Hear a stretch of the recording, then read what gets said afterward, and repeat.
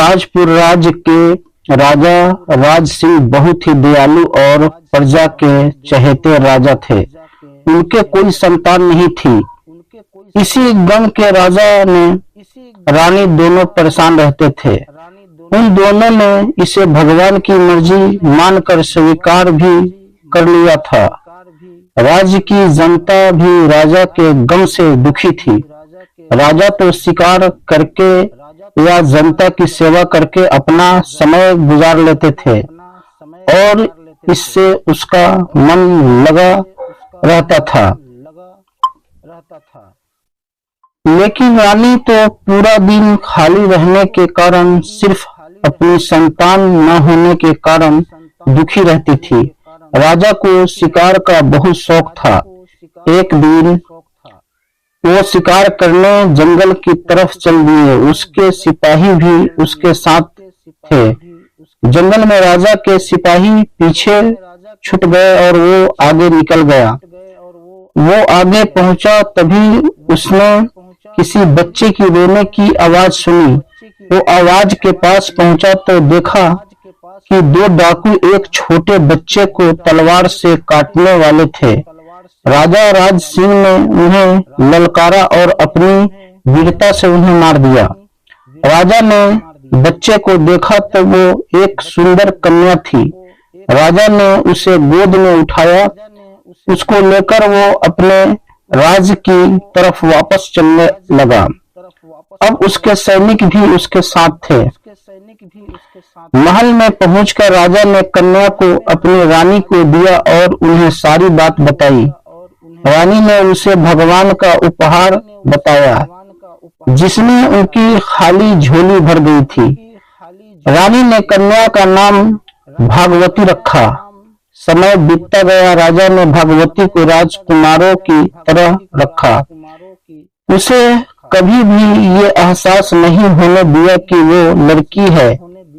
समय के साथ भगवती शिक्षा में ही नहीं बल्कि अस्त्र शस्त्र चलाने में भी निपुण हो गई थी। अब भागवती जवान हो गई थी और राजा राज सिंह के साथ राजपाट चलाने में उसकी पूरी मदद करती थी। वह भी राजा राज सिंह की तरह राज्य की प्रजा की चहेती थी। वह प्रजा के हर दुख को अपना दुख और उनकी खुशी को अपनी खुशी समझती थी। राज्य में चारों तरफ खुशहाली थी, लेकिन ये खुशहाली ज्यादा दिन नहीं चली। कुछ समय से ताजपुर राज्य में आरा डाकू का आतंक छा गया। वह डाकू बहुत चालाक था। हमेशा वह लूटपाट और कत्ल को अंजाम देता और गायब हो जाता था। आज तक उसकी असली शक्ल किसी ने नहीं देखी थी। वो भेष बदलने में माहिर था। इसी कारण वह किसी भेष में आ गया, किसी को पता नहीं चलता था। राज्य की सेना और यहाँ तक कि सेनापति और राजा भी उसको पकड़ नहीं पाए। इसी फिक्र में राज दरबार में सभी बैठे थे। उसी समय भगवती बोली, पिता महाराज, यदि आप आज्ञा दे तो मैं इस आरा डाकू को पकड़ने की कोशिश करूं। राजा बोले, भगवती, सारी सेना और सेनापति सहित हम भी कोशिश करके हार गए, लेकिन यदि तुम भी कोशिश करना चाहती हो तो जैसी तुम्हारी इच्छा, लेकिन सावधान रहना, वो बहुत खूंखार है। भगवती ने उन्हें धन्यवाद कहा और उसकी आज्ञा लेकर वह दरबार से बाहर निकल गई। उस रात भगवती ने एक मर्द का भेष बनाया और राज्य में चुनने लगी। वह हर जगह घूम रही थी। बाजार, गलियां, खेतों में लगातार घूमते हुए उसे 5 दिन बीत गए, लेकिन वो आरा डाकू का पता नहीं लगा। किंतु वह कल कत्ल और लूट को अंजाम भी दे रहा था। भगवती ने आरा डाकू के बारे में और जानकारी जुटाई और उन घरों के लोगों से मिली जहां पर डाकू ने कत्ल और लूटपाट की थी। उसको आरा डाकू के बारे में पता लगा कि वह जवान लड़कियों का कत्ल नहीं करता था और जाने से पहले उस घर की लड़कियां का कंधा जरूर देता था। इस जानकारी से भगवती को आश्चर्य हुआ, लेकिन